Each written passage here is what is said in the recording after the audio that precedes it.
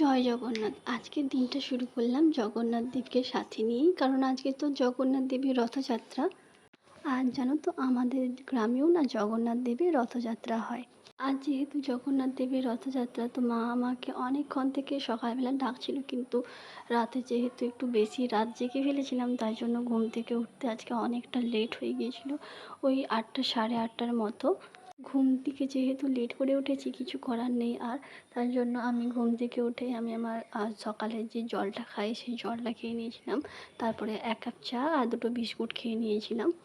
আর জানো তো আমাদের গ্রামে যে জগন্নাথ দেবের রথযাত্রা হয়, ছোটোবেলা থেকেই দেখি যে প্রত্যেকটা বাড়িতে বাড়িতে তাদের রিলেটিভসরা আসে, কাছের মানুষজনরা আসে।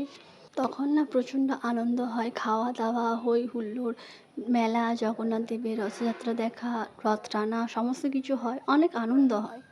আমাদের বাড়িতেও আমার দিদি আসবে আজকে জগন্নাথ দেবের রথযাত্রাতে, ওদেরকে নিমন্ত্রণ করা হয়েছে। তো যেহেতু আজকে জগন্নাথ দেবের রথযাত্রা, তো আজকে অনেক কাজ।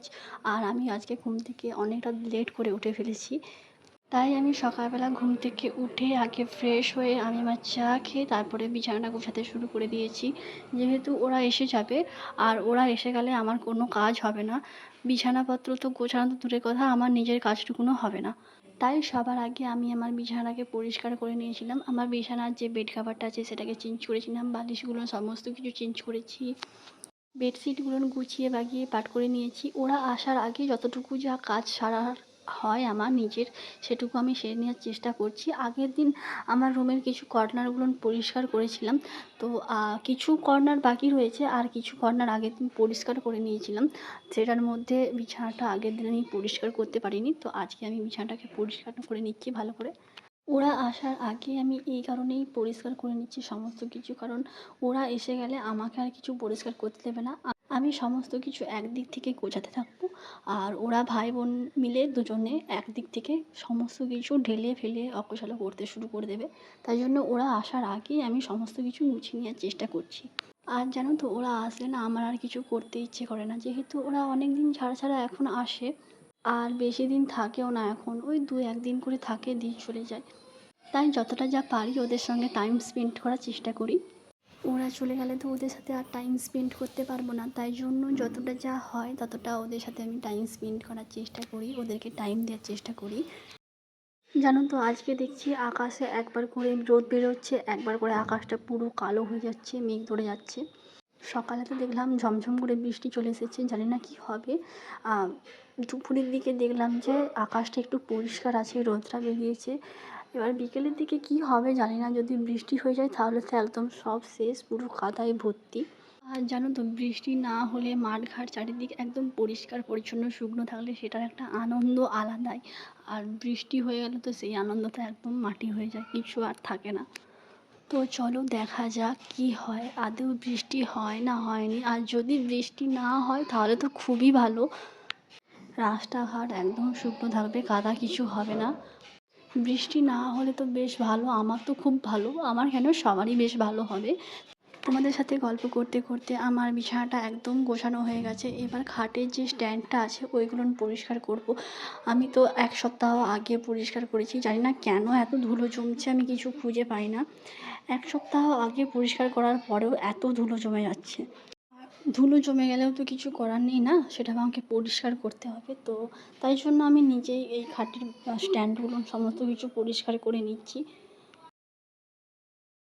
আজ তো রথযাত্রা, তার উপর বৃহস্পতিবার, তাই জন্য আজ যা কিছু হবে সমস্ত কিছু নিরামিষই হবে, কোনো আমিষ হবে না। তাই এখানে মা আগে থেকে সমস্ত কিছু সবজি কেটে রেখেছিল, আর ঘুগনির জন্য আলু মটর ভিজিয়ে রেখেছিল।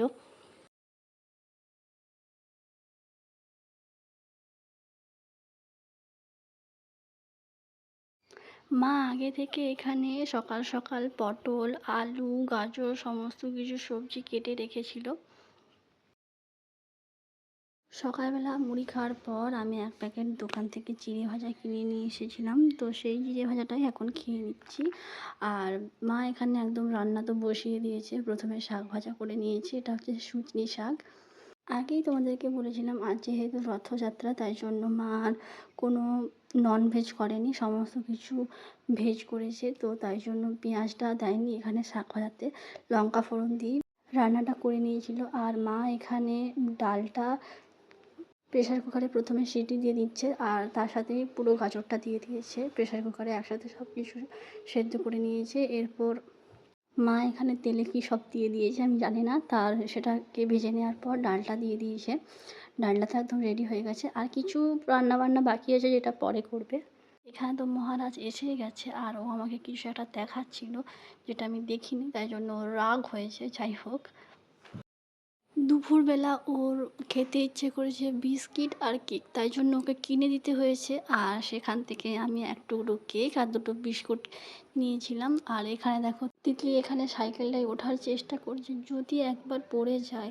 তো আমরা এখানেই ছিলাম, তিতলির কাছেই ছিলাম। ও যেহেতু সাইকেলটায় হাত দিচ্ছে, ওকে বলা তো যায় না, বিশ্বাস নেই ওকে, তাই জন্য ওর কাছেই ছিলাম। আর আজকে দুপুরে মেনুতে ছিল পটল আলুর সবজি, শাক ভাজা, কুঁদরি ভাজা, কাঁকরোল ভাজা, আর গাজর দিয়ে ডাল, আর ছিল টক দই। পাড়ার একটা ভাইয়ের একটা ছোট রথ আছে, তো ওই রথটা ও প্রত্যেক বছর রথের দিন টানে। আর আজ যেহেতু রথযাত্রা, সবাই মিলে বাচ্চারা রথটা টানছিল, আর ওরাও ওখানে রথটা টানছিল। ওরা সবাই মিলে বেশ আনন্দ করছে, এটা দেখে আমার খুব ভালো লাগছে। এখানেই পড়ে গেল।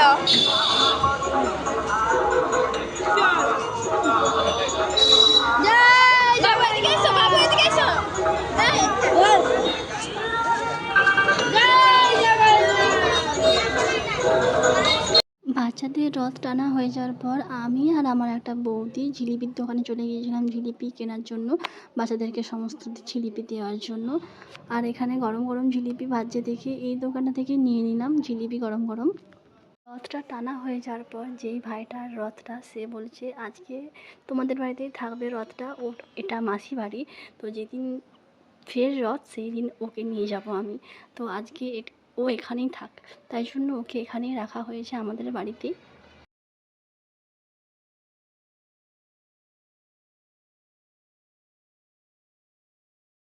সন্ধেবেলা সবাই মিলে রথ দেখতে যাব, তাই জন্য আমি এই টি শার্টটা পরেছি। আর মেকআপ আমি কিচ্ছু করিনি, শুধুমাত্র লিপস্টিক করেছি।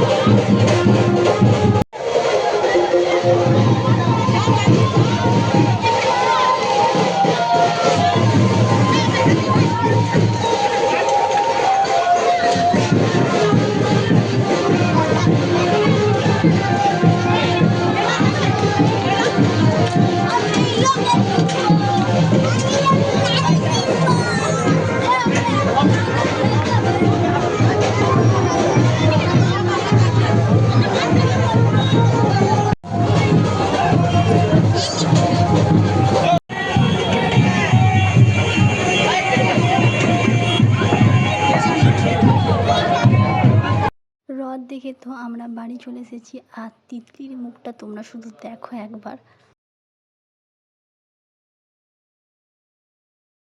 রথে এত পরিমাণে ভিড় জমেছে, আমরা আর আজকে মেলাতে ঢুকিনি, ভাবলাম কালকে মেলাতে ঢুকবো, দেখা যাক কি হয়। বাড়ি ফিরে এসে আমি মুখটা ফেস ওয়াশ দিয়ে একেবারে ক্লিন করে নিয়েছি, যেহেতু অনেক ধুলোবালি জমেছে মুখে, তাই জন্য আমার মনে হয় যে ক্লিন করে নেওয়াটা উচিত ফেস ওয়াশ দিয়ে। আমি তো কোনো রকম কোনো মেকআপ করিনি আজকে, আর বিনা মেকআপে গিয়েছিলাম, বাট তাও আমার মনে হয় যে ফেস ওয়াশ দিয়ে রাত্রেবেলায় মুখটা একদম ক্লিন করে নেওয়া উচিত। তাই জন্য আমি ফেসটাকে একদম ফেস ওয়াশ দিয়ে ধুয়ে নিয়েছি। ফেস ওয়াশটা ধুয়ে নিলে কী বলতো, মুখে আমার যে সমস্ত নোংরা ধুলোবালি ছিল সেগুলো তো একদম ক্লিন হয়েই গেছে, আর আমার মুখটা যেহেতু একদম অয়েলি স্কিন, তাই জন্য সেটাও একদম ক্লিয়ার হয়ে গেছে। আর সবশেষে আমি একটু কটন দিয়ে রোজ ওয়াটার দিয়ে মুখটাকে ভালো করে পরিষ্কার করে নিয়েছি। আজকের ভিডিওটা এতটাই, তোমাদের সাথে নেক্সট কোনো ব্লগে আবার কথা হবে। তোমাদের রথযাত্রা কেমন কী কেটেছে তোমরা অবশ্যই আমাকে কমেন্ট সেকশনে জানিও। টাটা।